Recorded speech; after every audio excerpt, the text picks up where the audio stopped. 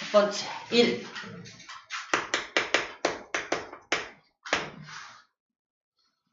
수평면에 어떤 사람이 이 커다란 나무 상자를 이제 밀어서 이쪽까지 옮길 거예요. 기준점 여기라고 잡고요. 여기까지 밀 겁니다. 밀 거예요. 여기까지 밀 건데 여기부터 여기까지의 거리가 얼마냐면 100m야. 사람이 섰습니다. 손을 대고서 밀 거야. 밀 때 얼마만큼의 힘을 주나 봤더니 힘을 예를 들어서 100N의 힘을 줬다 칩시다. 100N의 힘을 줘서 얘를 밀었어. 이 사람 땀을 막 뻘뻘 흘리고 있네요. 힘들어. 이 사람 일한 걸까? 열심히 일한 거 맞아요. 자, 이 사람 얼마만큼 일했냐? 워크. 일의 양은 W라고 표현합니다. 워크. 자, 일을 할 때 이 사람이 준 힘을 F라고 표현해요. 힘은 F예요. 폴스. 약자인데 F이고요. 이동거리는 S라고 해요. 이동거리 S. 디스턴스라는 거리에서 S만 뜯어낸 거예요. 디스턴스에서 뜯어낸 S를 사용을 해요. 자, 일의 양을 구할 때 너 얼만큼 일했어? 라고 물어보면은 저 100N의 힘을 가지고 100m를 밀었어요. 그래서 저는 10,000줄 정도의 일을 했어요. 라고 말합니다. 일의 양, 그래서 내가 가한 힘 곱하기 이동거리로 구하게 됩니다. 힘 곱하기 이동거리가 2를 구하는 공식이에요. 힘의 단위는 뉴턴을 사용하고요. 이동거리 단위는 미터를 사용하죠. 단위는 뉴턴 미터라는 단위를 쓰고요. 다른 말로 줄이라고도 씁니다. 이렇게 줄이라고도 표현해요. 줄은 과학자 이름인데 그 사람의 이름을 따서 줄이라고 쓰기도 합니다. 같은 말이에요. 자, 일을 너무 많이 하면 근육통이 생기잖아요. 파스를 붙여요. 일은 파스를 붙이면 파스. 뭐예요? 파스? 일 많이 하면 파스 붙여야 돼요. 파스. 파스, F, S. 이렇게 해주면 됩니다. 자, 그런데 여기서 일은 이제 알겠어. 근데 과학에서는 일로 인정하는 경우가 제한되어 있습니다. 과학에서 일을 인정하는 경우는 자, 운동 방향으로 힘을 준 경우만 인정을 합니다. 무슨 말이냐면 어떤 사람이 어마어마하게 무거운 물체를 들고 100m를 이동을 해서 이만한 탑자에다가 이거를 딱 올려놨다 치자. 이 물체의 무게가 엄청 무거워서 100N짜리 물체라서 위로 힘을 이렇게 주고 있는 거야. 그 다음 이동은 어디로 했다? 앞으로 이동했죠. 이렇게 이동했잖아. 이동 방향은 앞으로 간 건데 힘은 어디로 주고 있다? 위로 주고 있죠. 그러면 아무리 땀을 뻘뻘 흘리고 여기다 탁 갖다 놓더라도 이 사람이 일한 거야 안 한 거야? 일 안 한 거야. 운동 방향, 제가 운동하려고 하는 방향으로 힘을 줬을, 같은 방향으로 힘을 준 경우, 이런 경우, 운동 방향 쪽으로 힘을 준 경우, 이런 경우에만 일로 인정해 준다는 거. 아주 치사하죠. 그죠? 힘을 위로 주면 안 돼. 운동 방향으로 밀고 가야 돼. 아무튼 이래요. 그래서 운동 방향에 대해서 수직으로 힘을 준 경우에는 일로 인정받지 못합니다. 되게 좀 안타까운 일이죠. 자, 이런 경우가 첫 번째, 일로 인정받지 못하는 경우야. 일로 인정받지 못하는 첫 번째 경우가 힘을 준 방향과 운동 방향이 서로 수직인 경우야. 나머지 두 번째, 세 번째도 있는데 되게 쉬워요. 두 번째, 세 번째는 뭐냐면 공식만 보면 돼. 너 어떤 경우에 일 안 한 거야? 이동을 못 시키면 일 안 한 거야. S에 0을 집어넣어. 다시 말해서 쌤이 이 문을 밀어. 1시간 동안 열심히 땀물 뿔뿔 나. 쌤 일한 거 안 한 거야?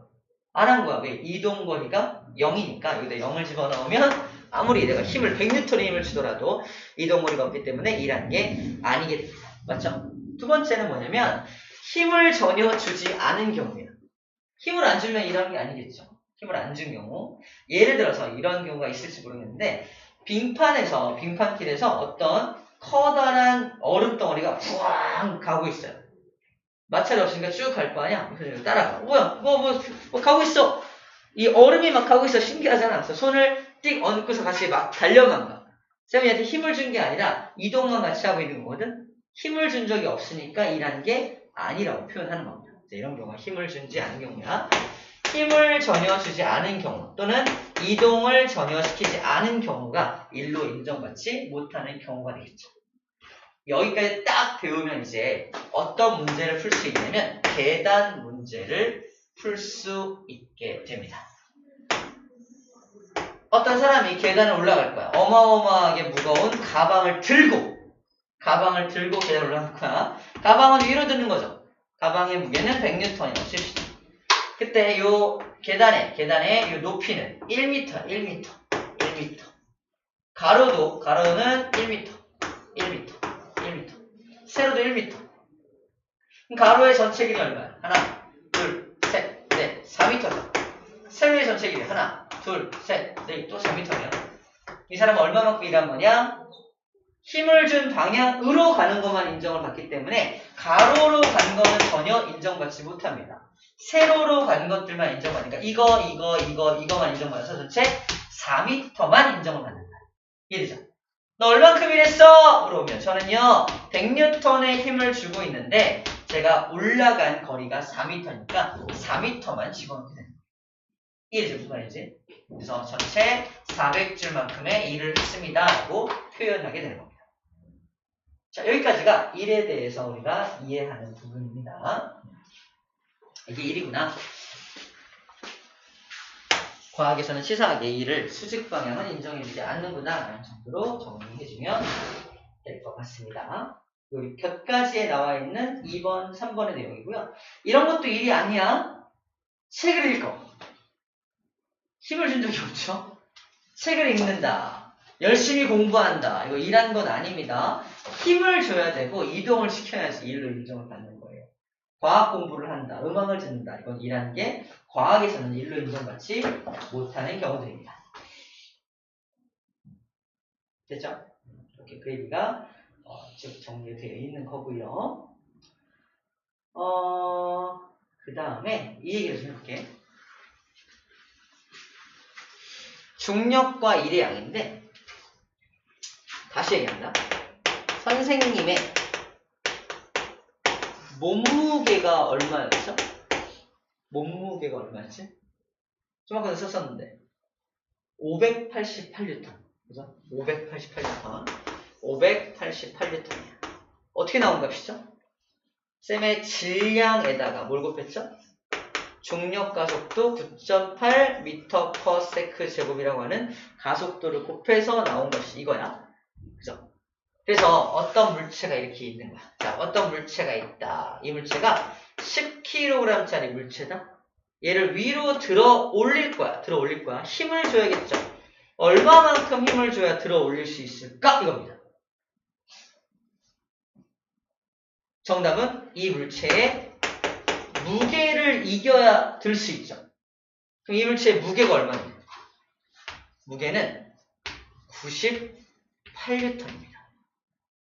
그렇죠? 질량을 무게로 바꾼 거야. 곱하기 9.8한 거거든. 그럼 98N의 무게를 갖고 있는 물체니까 내가 얼마 힘을 줘야겠어? 98을 이길 만큼 힘을 줘야 될 거 아니야?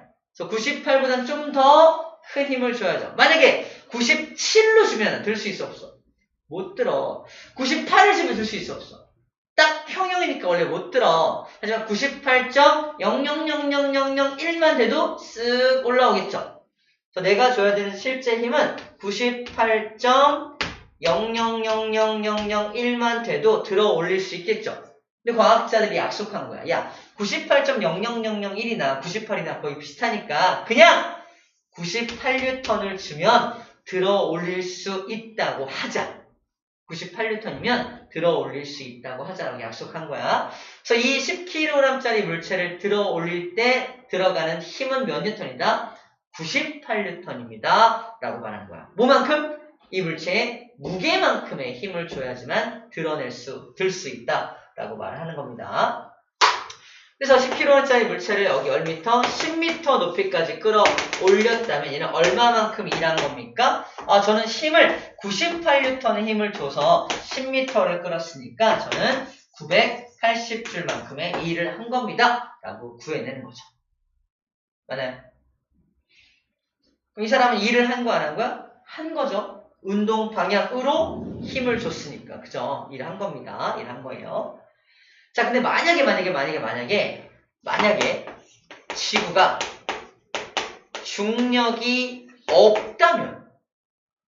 중력이 없다면 이 물체는 무게가 있어 없어? 무게가 없죠. 무게가 없으면 이 물체를 들 때 힘이 들어 안 들어? 이미 둥둥 떠 있으니까 힘이 들지 않아요. 그럼 일을 할 수 있어 없어? 일을 할 수 없다. 그래서 중력이 있으니까 이런 일도 하게 된 거야. 그래서 이렇게 일하는 걸 뭐라고 표현하냐면 중력에 의한 위치 에너지. 중력에 대해서 일을 했다. 중력이 있을 때 일할 수 있다. 그래서 중력과 일해양 이렇게 말하는 거야. 중력이 있을 때만 일을 할 수 있기 때문에 그렇습니다. 그래서 중력이라는 말을 그래서 앞에다가 일해양 앞에다가 중력이라는 말을 붙이는 이유가 바로 이런 이유 때문에 그렇다는 거예요. 중력이 있어야지만 이 일이라는 개념이 성립이 되기 때문입니다. 자, 그래서 우리 그림을 좀 볼까요?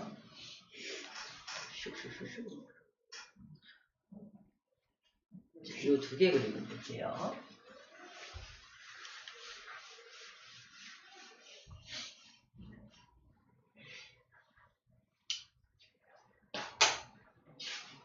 얘가 바닥에 있던 물체를 들어 올렸죠? 일한 거죠. 일했습니다. 중력에 대해서 일을 했는데 너 얼만큼 일했니? 그러면 이 물체의 무게 98N이었죠 아까. 무게만큼 힘을 준 거니까 무게 곱하기 들어올린 높이를 하게 되면 일한 양을 구할 수가 있겠죠. 왜? 물체의 무게만큼 내가 힘을 준 거니까 내가 준 힘이나 물체의 무게나 동일한 거잖아. 그래서 물체의 무게 곱하기 들어올린 높이라고 해도 일의 양을 구할 수가 있게 되겠죠. 그죠? 두 번째, 사과가 밑으로 떨어진다? 이거 일한 걸까? 내가 일한 건 아니야. 그치? 하지만 지구가 일한 거야. 지구가 중력이라는 힘을 작용하고 있지. 자기가 중력이라는 힘을 작용해서 얘를 중력 방향으로 떨어뜨리는 거 맞잖아. 이건 지구가 일을 한 거야. 그래서 이거 누가 일한 거야? 지구가 일한 겁니다. 그래서 중력이라는 녀석이 한 일, 중력이 한 일이 얼마다? 자기가 작용한 중력 곱하기 떨어진 높이만큼 일을 하게 된 거죠.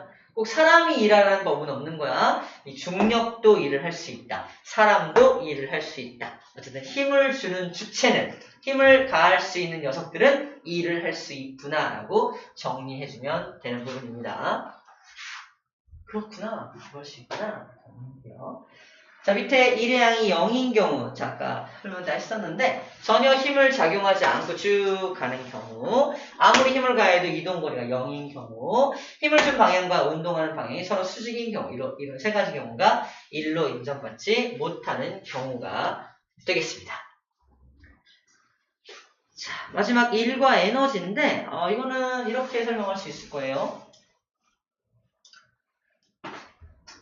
우리가 알고 있는 에너지, 뭐 위치 에너지, 운동 에너지, 뭐 역학적 에너지, 열 에너지 등등 여러 가지 에너지가 있는데 에너지의 단위로 줄을 써요. 무조건.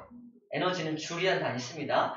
근데 오늘 우리가 운동, 일에 대한 걸 공부했잖아. 일의 단위도 뭘 사용했어? 결국 줄을 사용했죠. 과학이 재밌는 게 뭐냐면 이렇게 단위가 똑같으면 얘랑 얘도 같은 거예요. 단위가 같으면 요 개념과 요 개념도 같은 겁니다. 다시 말해서 쉽게 말하면 이런 거야. 지금 이 물체를 들어 올리고 있죠. 추를 들어 올립니다. 이 사람이 이 기계를 이용해서 어쨌든 얘를 들어 올리는 거니까 힘을 가해서 이따만큼 S만큼 들어 올리는 거니까 일한 거야.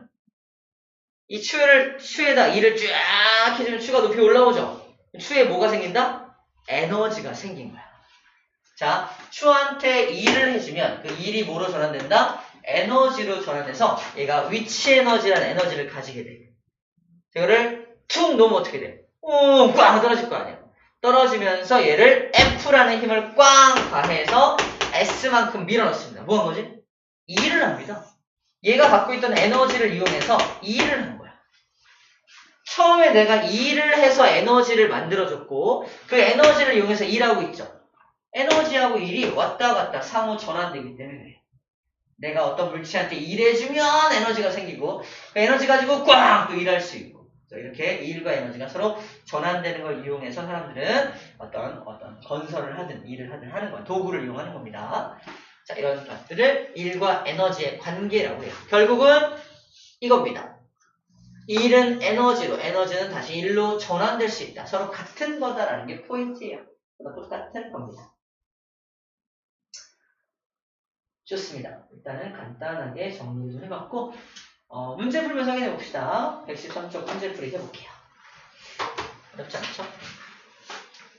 3번까지 정리가 되네요.